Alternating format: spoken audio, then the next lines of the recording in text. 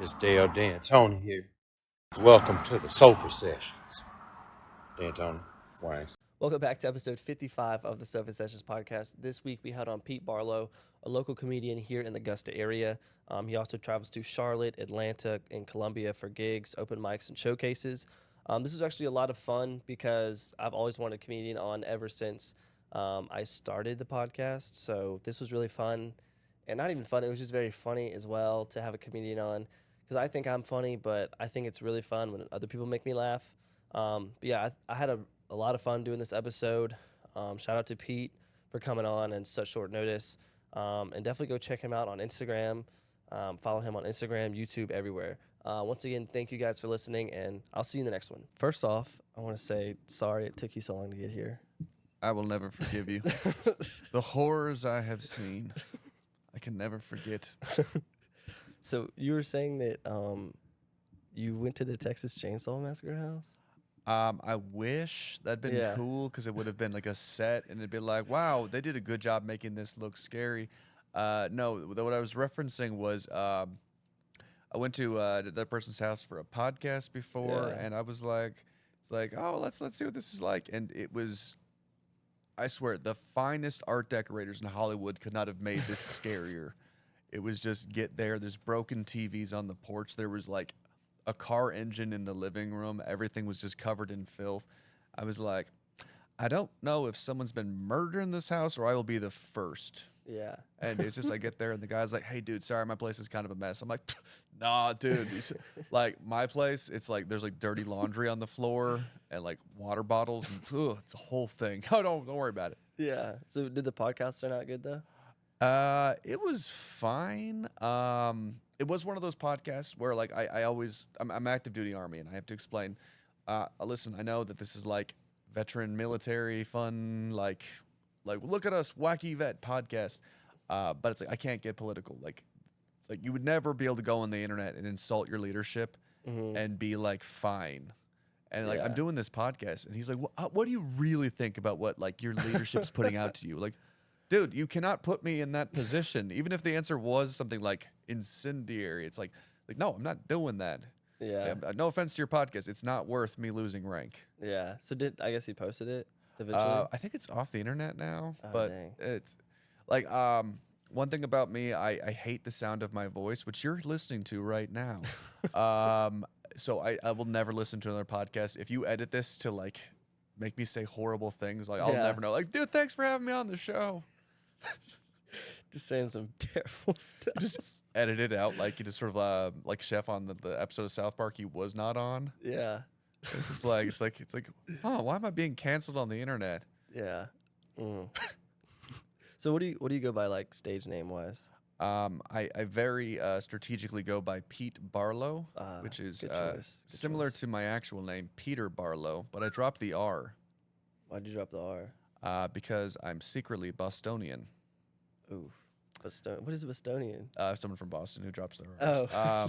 I'm just being wacky. No, I just went by my name. I've thought about the stage name thing. And who knows, before my career goes really big, I might adopt something. But I thought about, especially since I love what your show's doing. You're highlighting Augusta talent. So I'm like, all right, listen, if I'm coming on your show, I got to bring some Augusta, names to drop. So lately I've been working with Melodies and Flow and Studio 125 in Blythe.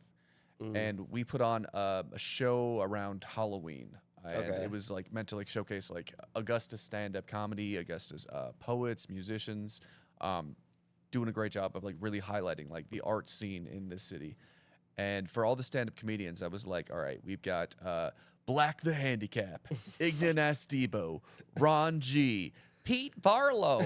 Like I went on stage, like you get no extra credit for guessing which one of us is the white one. Yeah. So I think like just in using my name, especially like an informal version, it's like, okay, this is just establishing who I am. I'm not anything fancy. It's just me up there telling wacky stories about strange things I observe. Yeah. So do a lot of those stories happen to you, or you just? Oh yeah. No. I think we're in this weird spot with comedy where like Hassan Minhaj was like getting like this like torn apart because it's like, you fabricated your stories? Yes. Every storyteller does that. It's like, you're only on stage for an hour and a half. Like, you're not going to be like, well, technically, this was separate incidences that happened months apart. Like, no, it's like, all right, you exaggerate. But I try to like keep it honest and simple, like to like what has happened in my life. Yeah.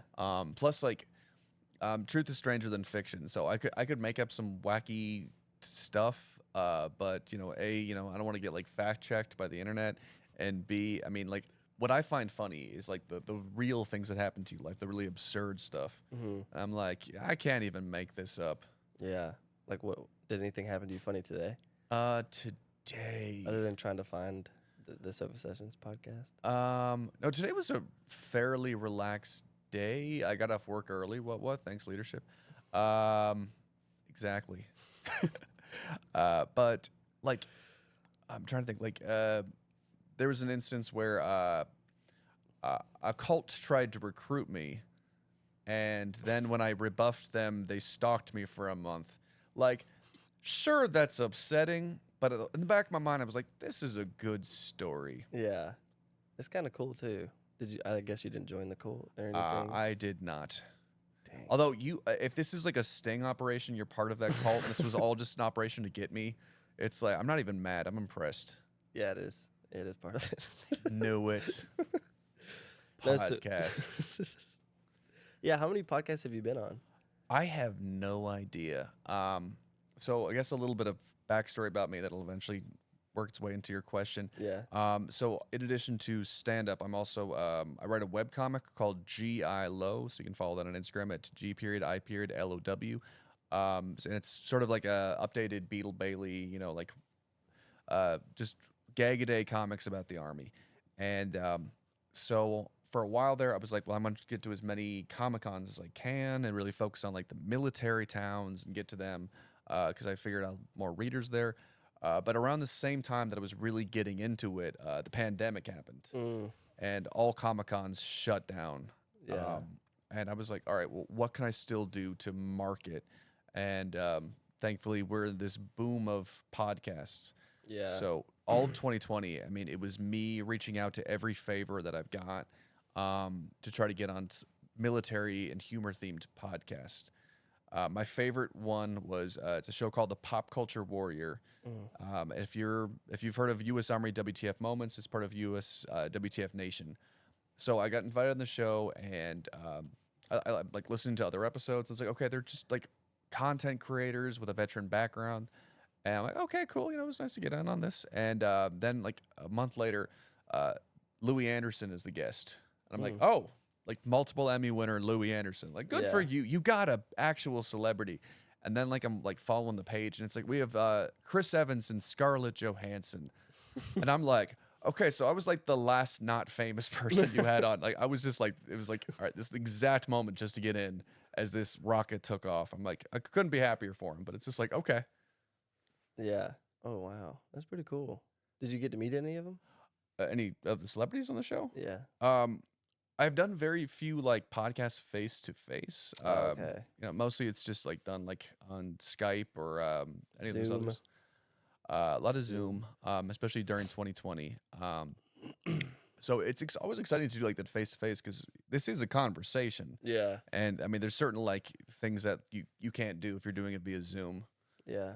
Like, why do you wear your watch on your right arm instead of your left? Because I've always worn mine on my left. So story behind that is I'm right-handed, and I just thought, well, I'll put the watch on the hand I use the most. Yeah. And by the time someone corrected me, it was like, no, if you're right-handed, it's on the left hand. I was like, the damage is done. So someone actually brought that up to you? Hundreds of people. Really? And so as a result, I'm so insecure that I'll just be like, I'm ambidextrous, like right with your left hand. Like, I'm not your monkey. I'm not going to, do that on the spot. I tried to learn how to write left-handed in middle school for like a day. Yeah, and then let me guess, this all got smudgy. Yeah, and it was like not even legible. I was just writing my name like hundreds of times on a piece of paper. It was terrible. Oh, but yeah, that's Still right-handed though. Not quite ambidextrous. Not yet. My dad he's left-handed, but he doesn't write with his left hand. He writes with his right hand, but like throws and does everything with his left hand. Okay. That's crazy. So I mean, I guess if I'm gonna give like a smarter answer, I'll be like, I'm kind of like those characters in The Princess Bride. It's like, I have another surprise for you. I'm actually left-handed. Ha ha. But when you're doing things with your right hand, you can look to your left. Well, I Like when think you're writing or something. one of the realizations that I picked the wrong wrist came as I became an adult and enjoyed coffee, and you'd kind of do the, no. Not gonna happen. I'm not spilling in my lap today, but yeah, this is valid. So drink coffee with the left hand. I can do it with my drink with my right, look at my left. But there have been a couple like close calls there where it's like, not today, not today. So how long have you been doing comedy? So I really got started about a year and a half ago.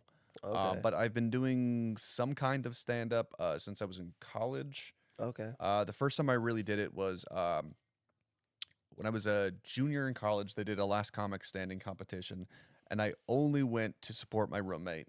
So he wanted to be a stand-up comedian, and I wanted to be a good friend. And somebody else was like, "Hey, Pete, you should sign up." And I'm like, "YOLO." And I wound up advancing, and I got second place in the competition overall. wow. And it was like, okay, maybe you're onto something. So naturally, I spent like 5 years not doing stand-up after that. And then I joined the Army, and I was like, you know what? I really loved stand-up. I want to get back into that. I did it a couple of times and then said, nah, my schedule was too crazy. And then last year, a buddy of mine like just kicked me in the ass, said, get back up there and do it. And I've been obsessed ever since. Yeah. So does your friend that you went to support, does he still do stand-up comedy? No, I think he's got a job that pays very well, and he has kids, so he's doing well. Dang. That's so funny that happened like that. Never would have thought. Well, it was really awkward because he did not wind up advancing. So it's like we get back to like the house separate, and I just kind of like walking like, hi. Yeah. Just like smothered you in your sleep. Was he mad though? He was mad. Yeah. He got over it though. I would have been too. He likes all my posts. Doesn't comment though. Do you remember like what your act was? Well, I'll say this.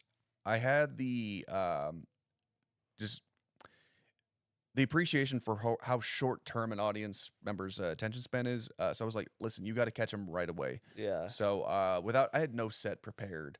I just went up on stage, and the first thing I said was, you ever taken a shit so painful it gives you an erection? Hi, my name's Pete Barlow. I'm like, okay. And the thing is, that got a laugh. It's like, all right. With anything, you want to make sure you get the audience quick. Yeah, very quick. I've tried to do that with like marketing through the podcast and everything. It's hard. It's like the whole, the cliche about the elevator pitch. It's like you have 5 seconds to get someone's attention. Yeah. What is the elevator name come from? The elevator pitch, it's having a pitch that's ready in the span of like an elevator ride. That makes sense. So it's like you have to like give like or another expression, bottom line up front. Bottom line up front. A bluff. A bluff. So are there a lot of comics in Augusta? There are. I mean, Augusta's not a huge city, but I fully prepared to drop some names here. Comedian Cedric, who has been doing amazing things at Icon Sports Bar. He has monthly showcases. I recommend it's IKONZ Sports Bar. So follow them on social media so you'll find out about when they're doing their showcases. EJ Rogers has started doing weekly open mics on Tuesdays. Same place, Icon Sports Bar. Let's see. There's Black the Handicap, Ignat S. Debo, Tommy Archer. I think he goes by Tommy AGN now. Ron G. So there's like maybe about 10 of us who are kind of active. But like with any mid-sized city like this, we're always kind of like, all right, well, we need to get to Atlanta. Yeah. Like Atlanta's a showbiz town, and it's a city proper. So unfortunately, to get to Atlanta, you have to drive to Atlanta, and that traffic though. That traffic. I would not want to drive to Atlanta. People always ask me, how long does it take for you to get to Atlanta from Augusta? And I was like, that answer is never constant. It's 2 hours or 17 hours, nothing in between. Yeah, it depends on the variables. But I don't see how that city can just be busy all the time. I mean, I get the impression, I'm not like from Georgia, but I get the impression that Atlanta has boomed a lot in the last couple of decades. Yeah. I was watching CNN and they showed footage of the Atlanta skyline in the 90s. And my first instinct was like, is that like Butte, Montana, Fargo? Like, where is this? Oh, that's this huge sprawling metropolitan city that you go to all the time. Yeah. It was just not as built up. Mm. So there's only one place in Augusta where you can like do comedy. There's a couple places. 'Cause I've looked it up before. So, well, Studio 125, who I've been working with, we're trying to do like at least like monthly mics, and that's in Blythe. So not technically Augusta, but close. Fox's Lair does a weekly open mic Thursdays at 8:30. However, like with a lot of mics, it's everybody. It's not just stand up, so it's mostly musicians. But if you go to do stand up, like the nice thing about Fox's Lair, they're not gonna always flash you light at 4. So you've got an opportunity to kind of like experiment, because with most open mics you get 5 minutes. If it's a big city, you get 4. So, but with Fox's Lair, it's a great workout room if there's any comedians out there that want a spot to like rehearse, essentially. Yeah. Huh. It's not always going to be the most receptive audience. Again, they're there to hear guys with acoustic guitars playing Time of Your Life. But it's like, all right, if you want like 10 minutes to like work through your B material, Fox's Lair is fantastic. Yeah. So how do you start writing jokes? So I usually just rehearse by myself. So I mean, the thing is, I'm not someone who like formally writes out my sets. Yeah. I spend an embarrassingly long period of time talking to myself in my apartment, just going over my set. Or like the average distance to get to most of these open mics is about an hour and a half, 2 hours. Oh, dang. So I use that time wisely, where I'm going over my set over and over again. And as soon as I get to the venue, I write out what I call bullet points. Yeah. Which is, instead of writing out the full jokes, I'll just do like a word that's going to remind me, or like a word that's going to like key to the punchline. And so it's like that way, if I'm like doing my set, I just do a quick and then pop right back up. Yeah. Do you ever like, are you ever out in public and you meet somebody and you know they ask you what you do and you're like, oh, I'm a comedian? Do they ever ask you to like tell me a joke? Oh yeah. Yeah, I'm not going to take credit for this one, but I know somebody who had a great response to that, which was, if you want a joke, give me $1. And like, if they give $1, it's like, tell a bad joke. And they're like, you're not very funny. It's like, well, you didn't pay me very much. Yeah. I've always thought of that. Like I saw Bert Kreischer do that on YouTube and the kids just like didn't get the joke. And he's just like, okay. Like that might be a Bert Kreischer that I just got, Yeah. but yeah, no, the hard part on the spot. So I just usually have like a dad joke on the ready, because What's your go-to? what do you get when you cross literature with alcohol? What? Tequila Mockingbird. That's pretty funny. Thank you very much. My dad's is actually, he told me this last night. He said, why does the chicken cross the road? Why did the chicken cross the road? Because That's pretty good. I like that. it's terrible. It's No. terrible, but it's funny. Terrible Like, jokes are almost always funnier than a good joke. yeah. It's especially if you deliver it well. Yeah. How do you deliver a joke? Like, what's the best way to do it? Well, it depends on the joke, but I've got a really corny joke on the whole like character I have. He's someone who's sort of a bad comedian who's always oblivious to the fact that what he's saying is inappropriate. So one of the first jokes I wrote, one of the few from the first open mic I really did last year, it's a really bad joke, but I talk about how Jeffrey Dahmer was in the army. And I'm like, do y'all know what Jeffrey Dahmer did in the army? He was a cook. I'm sorry. That joke was in poor taste.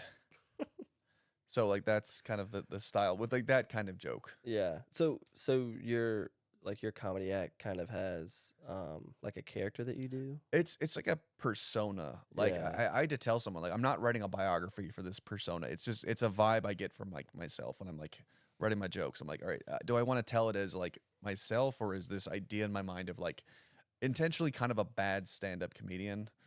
But I've had better luck with that than I did just if I just go up there like, hey, what's the deal with circus peanuts? No one likes them, you know. Yeah. But if I do it as this character who's just like kind of bewildered by the world and like, why do circus peanuts exist?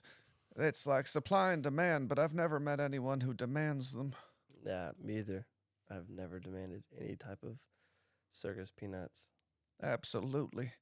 If it's less of an observation and more like a genuine concern, it's somehow funnier. Yeah. Is there a factory that just specializes in making circus peanuts? And why did they just segue from salty legumes to marshmallows? I don't even know what circus peanuts are. They are a really gross marshmallow-based candy that resembles a peanut. Oh yeah, And the it orange has thing. the color of a Band-Aid. That's not the color of a peanut. So you don't like them either? Actually, I love them. Really? I don't know why I picked on circus peanuts. Circus peanuts are your one fix that you Oh can't get man, rid of. I should never be a taste maker of any kind. I am the one person on earth who orders anchovies on pizza. I love Vegemite. What is Vegemite? It's Vegemite. It's an Australian like spread. It's a condiment or something like that. Yeah. But the joke is it's like no one likes Vegemite. Vegemite's gross. So I was in Afghanistan with Australians, and I remember it's like, would you like to try some Vegemite? Worst Australian accent ever. Would you like to try some Vegemite? I'm like, no, it's gross. And they're like, kind of, like green eggs and ham it. Try it. I try it. Like, Yeah. I want this on everything now. So do you know how to make it? No, I feel like I'd have to import it. Like I'm not sure what the secret ingredient to Vegemite is, other than way too much salt. Yeah. But yeah, I'm gonna discover it's like a Soylent Green situation. It's like Vegemite is people. Vegemite. That's why you can't import it. Is it only in Australia? It's just very popular in Australia. So like in Okay. Australia, they don't like peanut butter; they like Vegemite. And meanwhile, I've never eaten peanut butter, and I love Vegemite. What? You've never had peanut butter? It reminds me too much of circus peanuts. You just said So they don't eat peanuts in the down under. I guess it was like, I don't know if it's like they're very isolated kind of thing, so they Yeah. made their own like version. We don't need those. We got Vegemite. Peanuts are not indigenous to Australia. I have no idea if they're not. What I know about the world could fill a post-it note, folks. Well, you've been farther than probably the average American has. You said you've been to Afghanistan. Oh yeah, cross that one up my bucket list. How many other places have you been Um, outside of the U.S.? well, like because of the army, I've been stationed in Germany, South Korea. While I was in Europe, I made it to a quarter of Europe. Oh wow. My goal was half, but Europe is a deceptively large continent. Yeah. So I was like, I've been to Czechia 3 times. What? I don't even know how to spell Czechia. Czechia? Maybe? Czechia, See? formerly the Czech Republic, formerly Oh. Czechoslovakia, formerly Bohemia. It's a country with an identity crisis. Like, just Formerly commit, man. formerly known as blank. But I think my go-to is I've been to Kyrgyzstan 3 times, and I've never been to Disney World or Disneyland. Me either. I've led a charmed life. I've never been to any of those places. I never went as a kid, and now that I'm an adult and I'm like, I have my own income, I'm like, I don't want to go. Yeah. Yeah. So what do you do in the military? If I can ask. Oh, you can ask. I'm just admin, boring stuff. Oh dang. Like, you just look at me, it's like, that man's not a ranger, and it's like, you're right. So I got a desk job, but you know what? I got a desk job with air conditioning in summer, so yeah. Yeah. And it has free healthcare, right? Oh, well, I mean, it's like, freedom isn't free. Yeah. So, but yeah, it's free. Okay. So you never did any type of stand-up comedy in Chicago, you said? No, I would love to though, because I mean, it's like, I moved around a lot as a kid, but sort of those good like formative years. So like middle school all the way through the end of high school was in Chicago. Oh dang. My sister, she's a comedy writer in Los Angeles, but Really? she did a lot of improv in Chicago. Oh. But no, I didn't really get serious about this because there's a difference between like being like stand up as a hobby versus like stand up as like this is what I really want to do for the rest of my life. That didn't start until last year.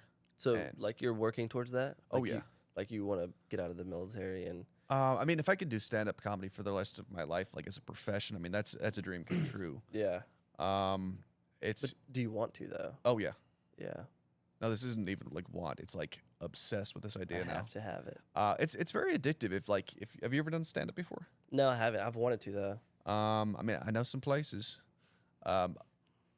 Most of them are in Columbia or Athens or Atlanta or Greenville, but I know some places. So there's none in Augusta? Well, like I said, there's a couple. Oh, yeah. But it's like, and we're like we in the community, especially those who are like, listen, this driving 2 hours to an open mic to do 5 minutes to drive 2 hours back Dang. on a work night, which I've done way too many times.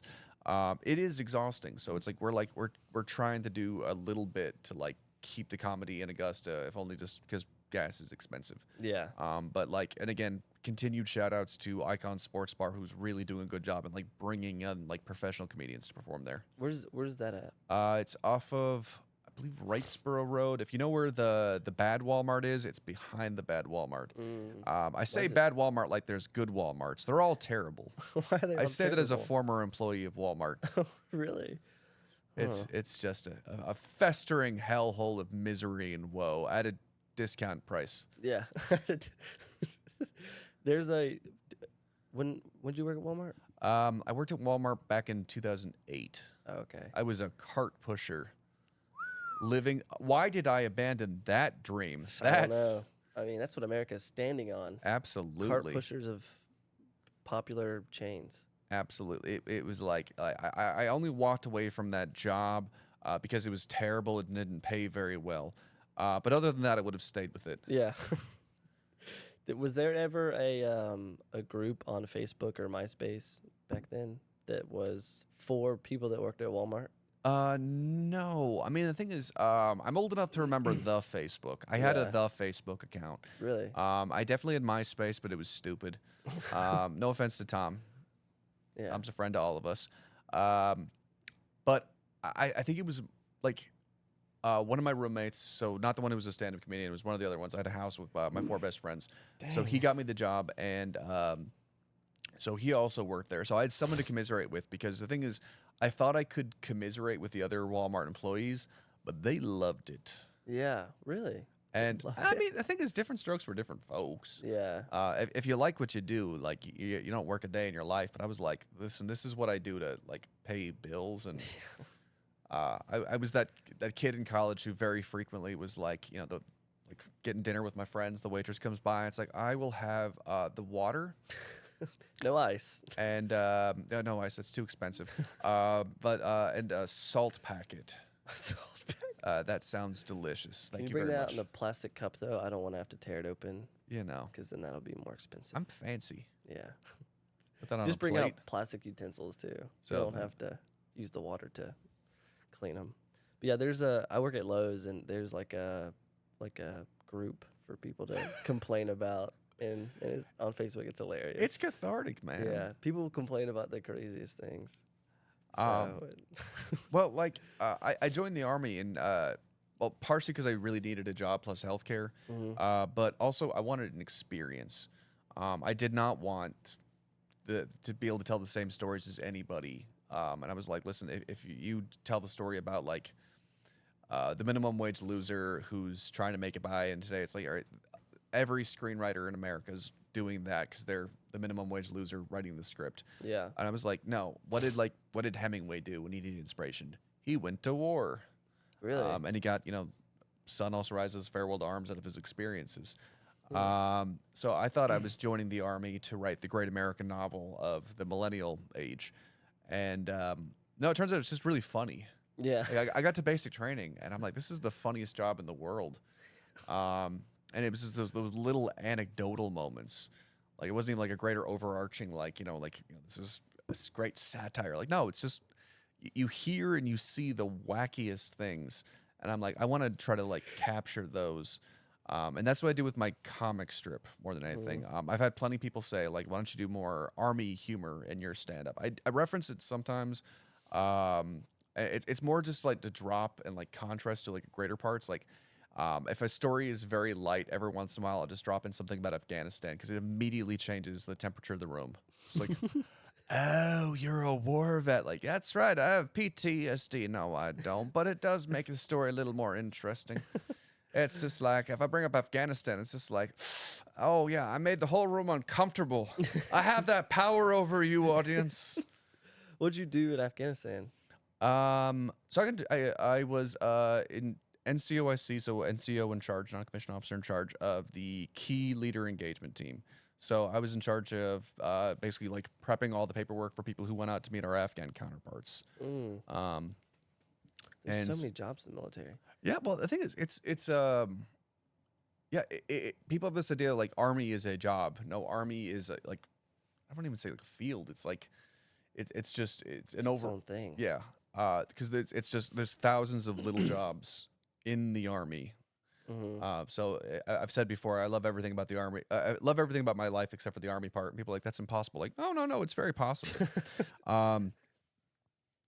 So the nice thing is, while I was in Afghanistan, I did get a few opportunities to go out there and like explore and like see Afghanistan, because I never wanted to be that person working a combat support job who never like really saw outside the wire. Yeah. Because like when you're in Afghanistan, it's you're kind of like, okay, well, here's the trailers we work in, here's the walls. So I did have some opportunities, not that many. My life was never in danger. It was a perfectly fine deployment. To like see the little goofy things about Afghanistan that make it very human. My favorite story to tell is I went on a key leader engagement. We're driving down the road and I see bazaars everywhere. You know, Bazaars. so it's like what's the best way to describe a bazaar? It's like sort of like tents, sales, stuff like that. Okay. Or like sort of like little like pop-up stores. And there was a barber shop, and they had a big banner over the barber shop with a picture of 2012 era Justin Bieber. And I'm like, oh no, Bieber fever has infiltrated. Has this country not suffered enough? What father wants their son to look like that? So they were giving Justin Bieber haircuts. Yeah, we're giving Justin Bieber haircuts in Kandahar. I'm like, this is amazing. Like, if I'd never deployed, I would have never seen that. And I wish I had a camera. Just be like, I didn't make that up. But I mean, like, there's also like interesting things you see. It's like, it's like, oh, it's a combat zone. This country's know nothing but war and strife forever. But I also saw like kids playing soccer in the street. Like there wasn't a like bombed out building right behind them. It's like, no, I don't care about the war. I'm still a kid. I love soccer. I'm playing this. So you played soccer with them? No. If I'd played soccer with them, it would have been a whole other thing. I have no coordination. They just been like, it's like, okay, America's you're bad at something else. Great. It's like, I'm American. We don't play soccer. We don't even play the right football. We call football the wrong thing. So it's just like you observe like on the road, and it's like, okay, these are kids who are like, they don't care about the war. They're like, I care about kid stuff. Yeah. Did you see anything crazy in Germany? So Germany is America, but cleaner, and no one smiles. Really? So yeah, some stereotypes are true. It's like, I would smile, but it hurts my face, and it expels too much exertion on the face muscles. So they would only say morning. They wouldn't say good morning. Well, no, I mean, well, actually, that's interesting you say that, because I took German in high school. Because I'm so smart. 9. 9? You say I'm not so smart? You No, think I'm a Dummkopf? That's the only German word I know. Okay, well, that is good. That is a start. So in high school, though, you learn Guten Tag, good day. That's a real word? Guten Tag. Well, it's Guten means good, and Tag means day. Huh. So Guten Tag. That was So like it's a cartoon saying or something. Guten Tag. Guten Tag. So I got to Germany, and I'd walk into like stores and be like, Guten Tag, and they'd be like, oh, you're American. I'm like, how'd you know? I was like, you said Guten Tag. No one says that. It's like, would you go into a store in America and say, good day? It's like, it's Nah, I wouldn't. weirdly formal. It's just, like, just say hello. I just say what's up. I don't even say good morning. I don't even like saying good morning. Well, another one that kind of like a known German is Auf Wiedersehen. So, Auf Wiedersehen, until I see you again. I never met a German who ever said Auf Wiedersehen. It's like, it's just, bis dann, tschüss. So, till then, Yeah. bye. Sorry I keep yawning. I don't know why I'm so tired. It's because my stories are boring. No, not at all. I think this is very funny and fun. I appreciate it. I don't know why I keep yawning. I did that one time on a podcast, and it probably looked like I was not having fun. I mean, I intentionally brought my dullest stories. No. I'm just gonna sabotage maybe I just this. feel safe around you. Okay, You know I how, like that. babies are tired around their parents because they feel safe. I did not know that. Yeah, I don't know. Maybe. I think that's It what happens. sounds Yeah, right. maybe that's what happens when you get in a relationship with a girl. So you sleep around her all the time. She feels safe. She feels like your mother. All right. Well, Yeah. most people think I'm a serial killer, so I'm flattered that you Really? feel safe around me. Why do people think you're a serial killer? Well, I used to have the Jeffrey Dahmer glasses, which I really liked. Bring him back. I know. I'm gonna take them back from him. It's like he ruined those glasses for everybody, and I'm did. like, no. Those Yeah. like aviators with the clear frames, Mhm. that's a good look. They are pretty cool. But I'm also like, I tend to be very socially awkward. Well, one of my favorite Really? stories to tell ever, this is mainstay in my set, is there's one time I went to go see a movie during the day, during the week, by myself. Everyone in the theater was about 75 years old. And it was like 75 years old and then like 30 something me. And so the movie ends and I'm like, all right, there's a bunch of like very old people in this theater. Let me do the nice thing. I open the door for everybody as they walk out, you know, like it's like, I'm a gentleman, see, you know, Yeah. my generation's not rude. So this old woman puts her hand on my shoulder and goes, "Young man, you had me so worried. I thought you were going to shoot up the whole theater."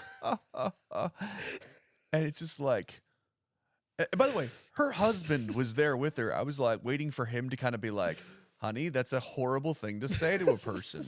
And he's just kind of like, "Whatever, we're old. There's no stakes anymore." And I'm just kind of like, "What?" What did you say to her? I didn't say anything. I was just frozen. I'm like, what do you say to someone in that situation? It's just like, well, I hate to disappoint you. It's like, I don't know, I was about to, but the movie started to be really good. Well, that's what I do in my set where I'm like, well, funny thing is, I did come here to shoot up the theater, but the minute the movie started, my eyes were glued to the screen. By the time I remember what I came here for, the ending credits are rolling, and I'm like, whew, missed my window of opportunity. Next time I'm going to commit mass murder, I'm checking Rotten Tomatoes first. Have a wonderful day. What is that your ending to it? Oh, yeah. Well, the ending to it I've dang. got is, I will never have an opportunity to say that to that woman because she was very old, and that was a few years ago, so she is dead now. And she probably is. Rest in peace. Absolutely. Lady Mary. Lady Mary, you inspired a really great part of my set, so thank you for being really creepy. And you made me laugh. Thank really you. Did. You made Wouldn't a lot it be of people funny if she laugh. was like your number one fan? Like your number one fan was just like some old lady in Tucson, Arizona. That would be hilarious. I wonder if there are any fans of people that I don't know. Like if they just found the podcast naturally. I mean, you might be surprised. Like maybe just marketed very well. Like, all right, one thing that blows my mind, if you're like on social media, they'll let you know like what countries your followers are from. And like for me, with the GI Low, it's like overwhelmingly like America and like a little bit UK. But then it'll be like Djibouti. I was like, am I popular in Djibouti?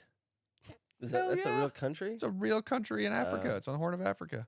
Djibouti. Djibouti. You know what the capital of Djibouti is? Djibouti. They were not very imaginative. Or Jamama. Joe Mama's booty. That We're would be classy a adults. big. That would be a big, big capital. Big capital. Huge. Huge. So, is this your favorite podcast to be on by far? It's the favorite decor. I'm not sure if the camera can see it, but there is a painting of I forget the name, Little Boy in Blue, but except instead of a little boy, it's a cat. Yeah, we've found that at TJ Maxx. Okay. Yeah, $3,000 actually. I bet it's an original. Oh yeah, one of one. That's One of one. amazing. One of So one. again, take that podcast I've been on that didn't have famous old paintings, but with cats. I would take it off, but it's not it's not secure in any way. It ties the room together. I think so. It really closes that Yeah. that area up. Other than this other trash. Yeah, what you cannot see is there's a gigantic hole in the wall, and it's just blocking the cold wind. Yeah, I get mad sometimes when I play Fortnite. So, That's fair. yeah. Do you play video games at all? I do not. Dang, I know, right? missing out. I look like every vidiot ever. Like a Discord mod. Nah, ex- you're probably like Too skinny for that. I'll take it. No, my thing is all of my free time. Like I'm active duty Army, so like that's already very time consuming. Mm-hmm. But the little bit of time I've got, it's you're either rehearsing your set, you are driving to a venue, you're performing, or I'm making the webcomic. So it very little bit of time for like other recreational hobbies. Yeah. The answer to every question about hey, have you seen is no. It's like hey, have you seen The Boys? No. Do you plan to? Good show. Maybe. Good show. It looks so good. I just finished Invincible. That was a good one. It's like there's great era for television, and the answer is always no. Yeah, I don't really watch a lot of TV, so when people ask me, I kind of say the same thing. I just don't have time either. Yeah. Like with the whole podcast, I film it, I have to edit it, then I have to make clips for it, then I have to market it like all week, other than working like 40 hours a week at Lowe's. So It's I like feel you.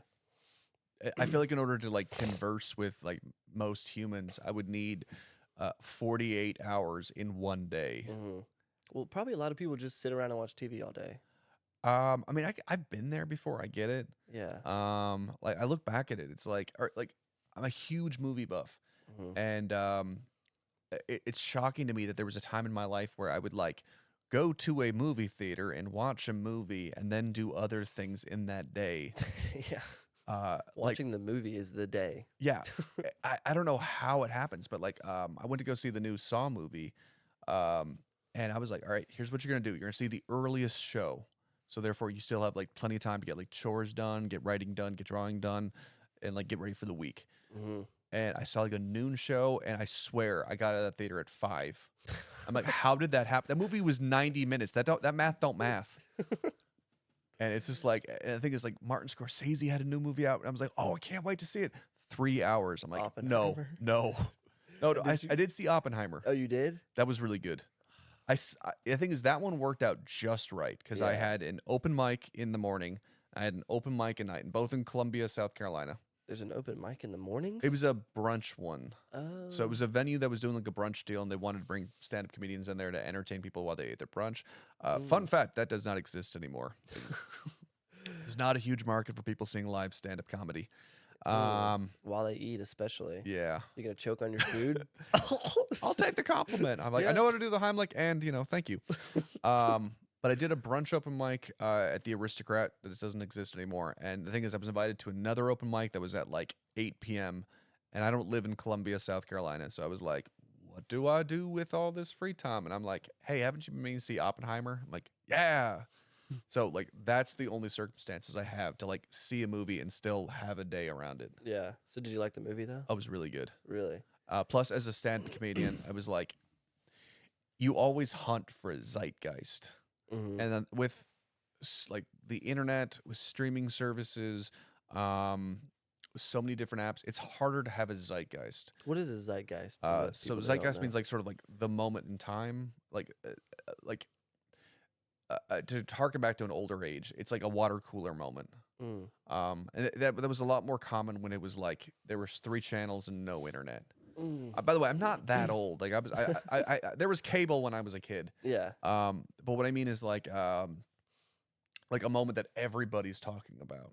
Oh, okay. So it's harder to have those. Yeah. And it also like it's shocking to think that like there used to be like political scandals that occupied the news for like a year. And now it's just like, well, this is Tuesday's scandal.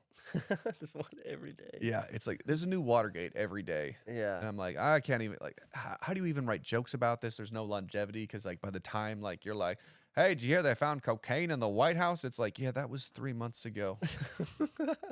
They've recently discovered the entire White House was made of cocaine because, John Adams was just a real cokehead. Yeah. He's Was he dead. I really? can joke about him.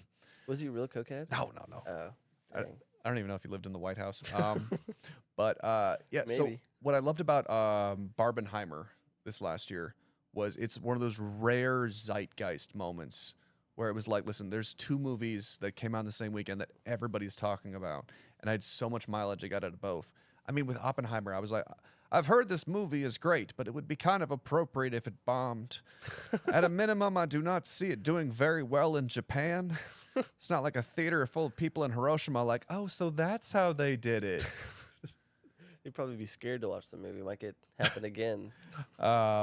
So yeah, with Barbenheimer, it was like you had a zeitgeist moment. Did you watch Barbie? I did. It was fine. Yeah, it was all right. Me and my girlfriend went to go see it. Okay.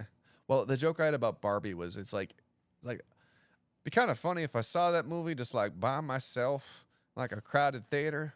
And it's just like not be creepy enough that anyone calls the cops, but everyone's at least got a story to tell the next day. It's just like Yeah. sit there like, hey, look at her feet. They ain't touching the ground. How'd they do that? So you went by yourself? I did. That was once again a open mic in the morning, open mic. Oh, it was a workshop in the afternoon, but I was like in Athens, and I'm like, I got nothing to do, and I like found a movie theater. I'm like, I'm not seeing the Taylor Swift movie, and I've heard What? that the Barbie movie is actually pretty good. Yeah, And I'm it was like, all right. Yeah, it was fine. it was a workshop for comedy. Oh yeah. So that's one thing I've really enjoyed is that like in the stand-up community, there's a lot of like, especially in the more mid-sized cities, there is a lot of support for each other, and it's like, listen, let's go, let's riff jokes off of each other, and it's not that common, but when you find it, like for any aspiring comedians out there, like try to find like a community. Yeah, Right. yeah. I feel like a lot of comics, they work well together. At least that's what Joe Rogan says. I don't know. I've lucked out. Like Yeah. I got into this thinking that most stand-up comedians were like these very like competitive, like broken people that wanted to tear everybody down.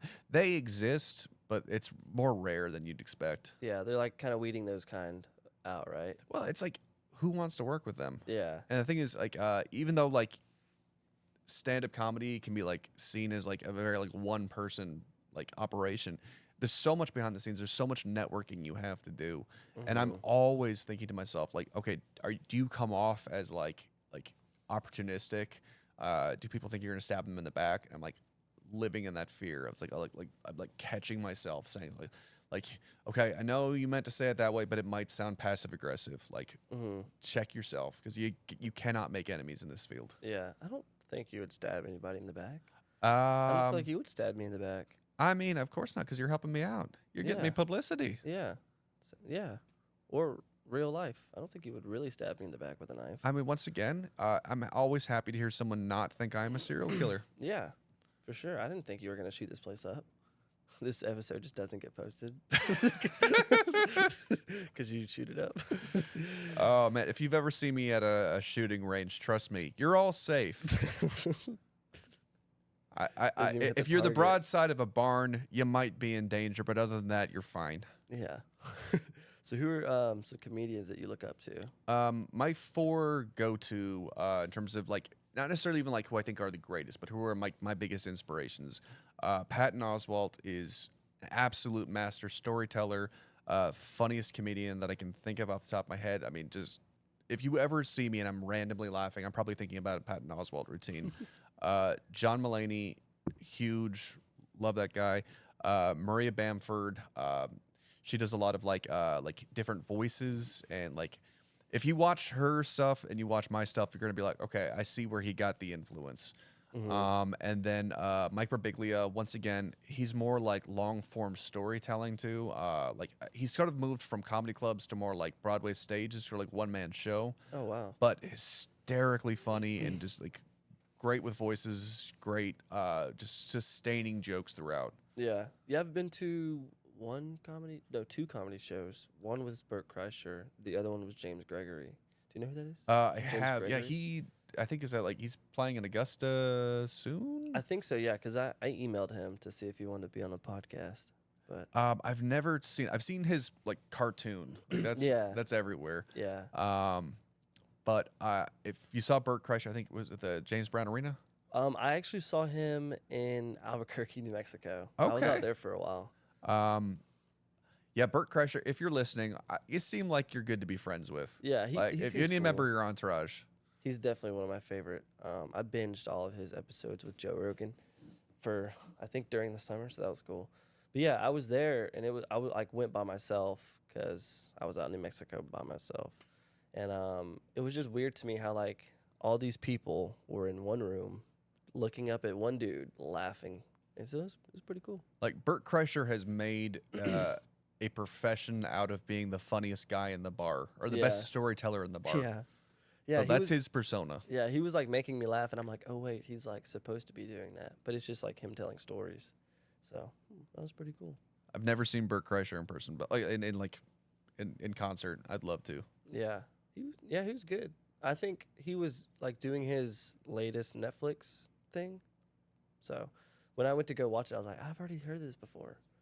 But when do you want to get on like Netflix? Now, no, I think for me the big thing I'm working on right now. Well, first off, the everything of being an aspiring stand-up comedian, which is driving to lots of open mics, practicing new sets, meeting people, networking. I've thankfully done a few showcases, but like when we talk about like the Netflix level, I think what's keeping me back in terms of like obviously Netflix is big, but like what's keeping me back from maybe doing like being like a big feature is time. Yeah. Because it is the easiest thing in the world for me to fill up 5 minutes. It is very difficult for me to fill up 10. I'm not trying to shoot myself in the foot or cost myself any jobs, but it's like I think just because I've spent a year and a half like practicing for 5, so when I do get an opportunity for like 10, it's just like I'll like record it and I'll be like 7 minutes and 45. How is that possible? I blink and 5 minutes go by. If I try to get 10 minutes, it's just like just stretches out. Yeah, I come up short a lot too. It's okay. As a man, we all do. Happens to a lot of guys. It's Yeah. okay. Yeah, how often do you do like open mics and shows and stuff? I have to do at least once a week. Have to? Have to. That's my Like- own self-disciplined rule. Oh, okay. I have to do at least one open mic or showcase a week. What is a showcase? So showcase is like they'll bring open mic is open to the community. With bigger cities, they're gonna be a little more selective. Like sometimes you have to RSVP or they'll do a bucket. But with a showcase, they're like we have 5 comedians who are performing or like however many. There's gonna be a host and there's gonna be like a couple of like sort of like opener acts and then there's gonna be a featured. Oh, okay. So it's more notable because it's like it's the show where you're gonna wind up on like a poster. Yeah. It's like you got something to share on social media. So like, yeah, it's a big honor if someone's like, "Hey, I want you on my showcase." Have you been on a lot? I've been on about maybe 10. Yeah, I was looking through your Instagram and I saw a few of them. I've been Good lucky amount. that so another comedian, he moved to Atlanta, but EJ Mack, a very funny guy. I follow him on all social media. EJ Mack, he invited me to the first 3 showcases I did. And they were all either in Augusta or North Augusta. So, like, thank you for that because In North Augusta? Where? it was an abandoned Kmart that got turned into an event center. Where is it at? Like right across the border. I'm trying to remember where that is. It was the only showcase I ever did there, but it was still just kind of like it's like, is this the place? And I like see EJ. I'm like, oh yeah, this is the place. But I also did a showcase with Chuck Corbin earlier this year at the Pexco Dime Museum. So there's a sort of like a Ripley's Believe It or Not museum in downtown Augusta. It's really cool. You should go. But they've got a theater there, and so that was like my first paid showcase I ever did. That's pretty cool. Yeah, I've never been to the Dime Museum. I've heard about it though. It's groovy, Augusta. Have you seen the owner for that? He wasn't there that night. I think he's like his Okay. son was like working like the ticket portion. Okay. Yeah, because I think he's the dude. He has like a bunch of piercings or something. So I think. I'm not sure. I've never been there, but I think he used to come in to work all the time. So, very interesting looking fella. yeah, if I can do any of my part to like help get people to the cool parts of Augusta. Yeah. So, have you ever like bombed at all? Oh, so many times. Yeah. How does that feel? It sucks. That being said, it's important. Yeah. It's like anything else in life. You have to fall down to get back up again. Yeah. I remember my first couple of open mics I ever did, I did really well. I was like, you're a savant. You can do no wrong. And then I remember the first time I really bombed was in Columbia, South Carolina. A comedian in Augusta. Well, it was like, you got to go to this place. It's called The Joint. They've got open mics on Mondays.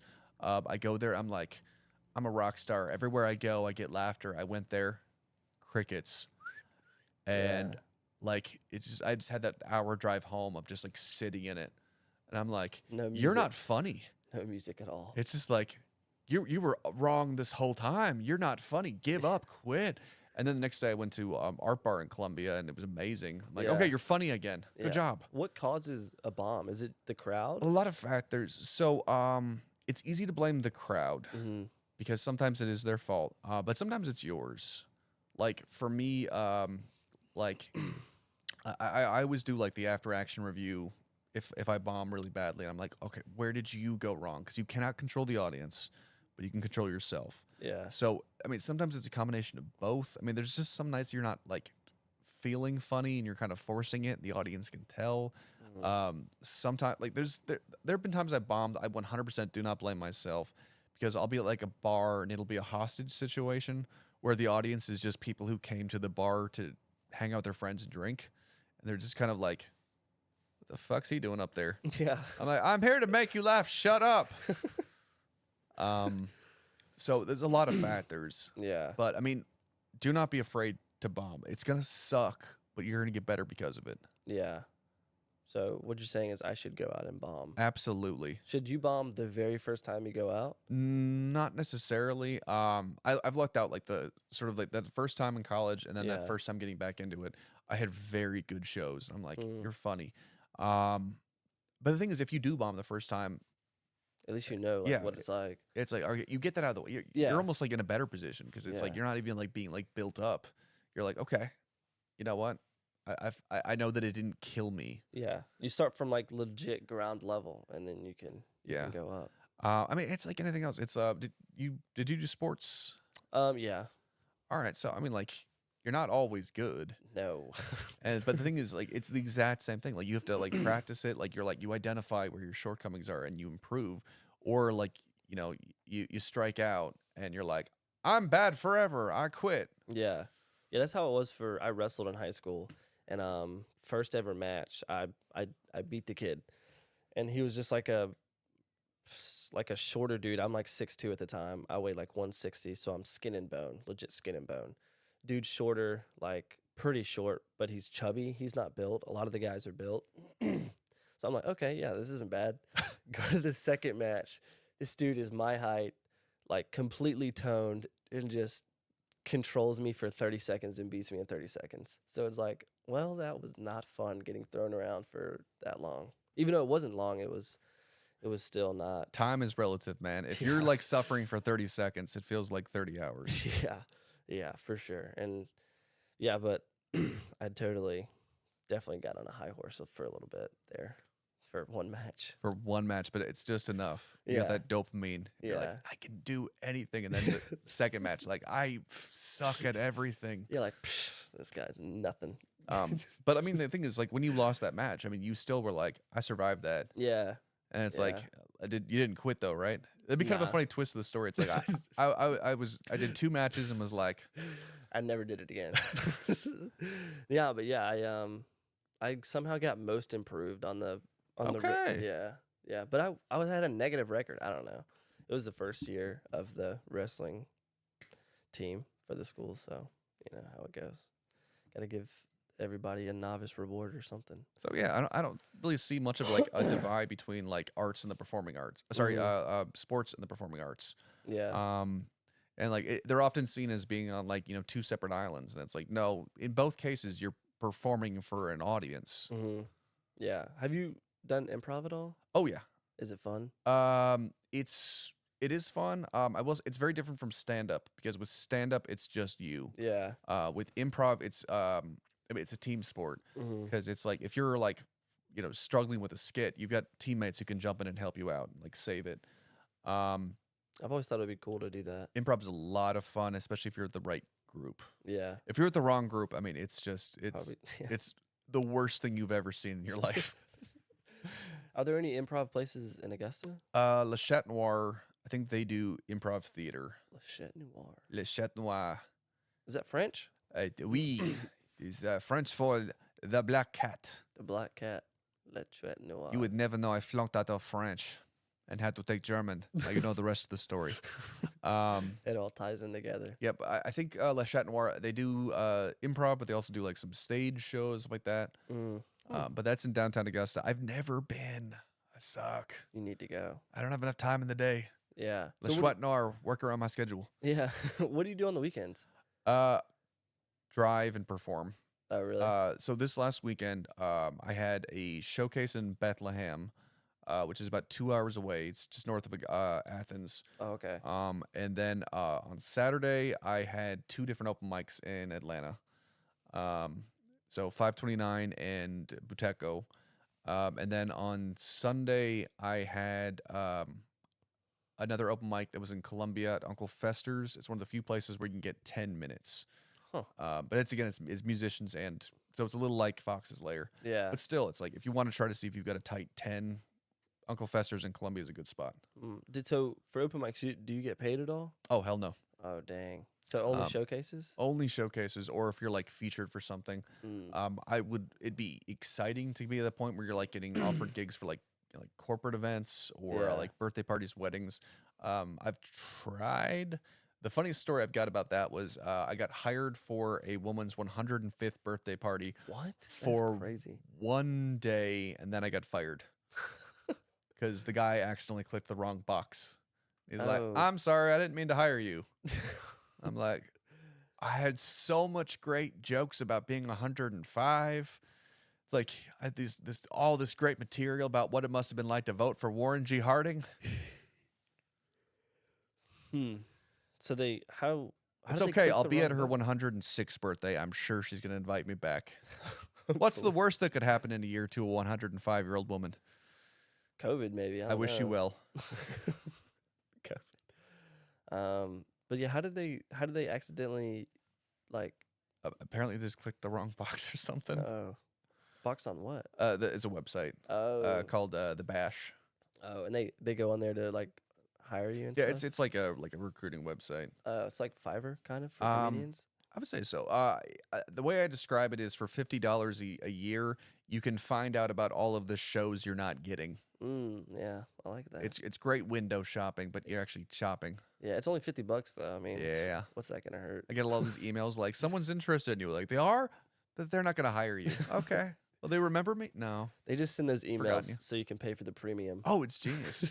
So smart. You're not even wrong. It's like, Yeah. it's want to upgrade? It's like, will Yeah. I get more gigs? No. But you'll find out about more gigs you're not getting. You'll get to window shop even more. Absolutely. So yeah, man, where do you want to like take this? Like, where do you see As yourself? far as it will 5 years? go. Yeah. Because like with my comic GILO, I mean, it was like those were doodles I made at work on Microsoft Paint, Yeah. and like in the span of a couple of years, like I had thousands of followers, and I'm like being featured on U.S. Army WTF Moments, which has millions of followers. Oh wow. I was meeting some of my heroes in the comic strip community. I was doing Comic-Cons. I was selling books. You sold a book? I've sold many. I outsold all the Garfields for one weekend. I want that on my tombstone. Really? Amazon was like, "You're number 6." And I was like, "Where's the nearest Garfield?" Number 7. I'm like, "Take that, Jim Davis." But the point is, it was sort of like I felt like, okay, this is kind of where I'm plateauing with Yeah. the webcomic. It's not like newspapers are ever going to make a comeback and like I'm going to get syndicated. But with stand-up comedy, I mean, I've just been so like grateful for how like even at this level how well I've been doing. Yeah. That I've been asked to be on showcases that I've featured before. I've got all these flyers with my handsome mug on it. I know, right? So however far this will go is essentially the answer. I have no idea where the top is. It'd be great to sell out Madison Square Garden. I'm skeptical. It's real wood too. Yeah. Ooh, excellent. But if this just means like I'm a very well-known comedian in the CSRA, like that's also kind of cool. Yeah. Yeah. Like as long as I'm making people laugh, that's what matters. Yeah. Just spread positivity. Make people laugh. For sure. What do you think you're gonna do in 2024? Learn to say no more. As in no. Well, this sounds immodest, but like 2023 was the year of like so many great, because 2022 was when I really started committing to stand up. 2023 was the year in which I started getting opportunities. And the thing is, I've said yes to everything, at the detriment of my schedule and probably my sanity. where I'm just like, yeah, I'll drive to Greenville on a Wednesday. Whoa, That's a hike. I've done that. And I'm like, absolutely, yeah, I got you. And it's just like, I have changed in so many public bathrooms because like I'll be like in uniform from Army, and like my favorite was the first time I did Laughing Skull in Atlanta. I drove to Atlanta in uniform. I parked like 8 blocks from the venue because it was like I found a parking lot. And so I'm just walking down the streets of Atlanta in uniform. Like people are like, are we being invaded? I was just like, no, I'm a recruiter. This isn't weird at all. In Atlanta. Like I go into the venue and I'm like, hi, can I just change the public bathroom? Like, yeah. It's like, I swear, this isn't like part of my set. Like this isn't like a Village People act or something like that. Like I'm gonna put on a goofy outfit and like I swear that's it. Yeah. So yeah, learning to say no to something, especially because I'm starting to realize that some of these opportunities are like conflicting with each other. I'm like, the last thing I want to do is make enemies. Yeah. And it's easier to say no at the beginning than it is to be like, hi, I know it's the day before, but I said yes to something else. So if you hear me say no in the future, don't take it too personally. It just means that I'm like, I'm only human. Yeah. Maybe in the future, though. Yeah. Have you ever performed in your military outfit? Yes, I have. How was it? I made it part of my set. So Okay. it was at a VFW. So I was like, all right, like I'm already like on like safe terms. So VFW, Veterans of Foreign War. It's like a bar that caters to veterans. So I was like, it's like, you all doubted me when I said I was in the Army, and you were right. This is stolen valor. I went to a Goodwill. I've been getting free food all day. You guys should try it. For legal purposes, I'm joking. Well, man, I appreciate you coming on here. Thank you so much for having me. This Yeah. has been fun. This was, like you said beforehand, this was going to be a conversation, not an interview. This was 100% a conversation. Yeah, I think so too. Well, thank you, man. Where can people find you at? You can find me, with stand-up mostly.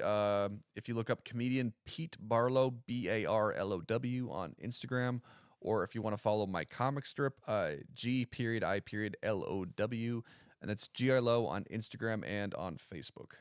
Sweet. I didn't you even can know also- about the GILO thing, so I'm going to have to go look at that. I am good at chilling for myself. I'm also on YouTube if you look up Pete Barlow stand-up. Well, man, thank you again for coming on. Thank you so I much for appreciate having it. me. Thank you, man. But yeah, this will be posted next week. So, Excellent. yeah. But yeah, thank you guys for listening. I appreciate it. Definitely go check out Mr. Pete Barlow. And check him out in person too. Why not? Screw social media. I'm nifty and not a serial killer. Not a serial killer. He will not shoot up your local theaters. I don't even have time to get to theaters anymore. For real. But yeah, thank you for listening again. And we'll see you next week.